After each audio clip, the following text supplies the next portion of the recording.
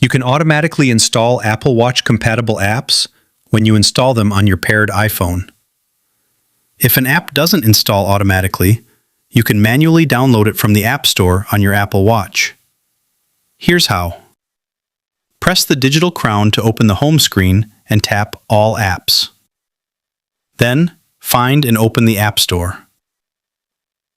Tap the search field in the upper left corner and enter the name of the app, such as Workout. Tap Search to find the app in the Apple Watch App Store.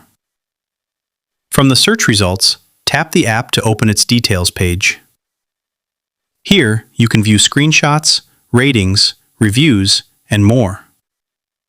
Tap Get, then double-click the side button to start downloading and installing the app on your Apple Watch.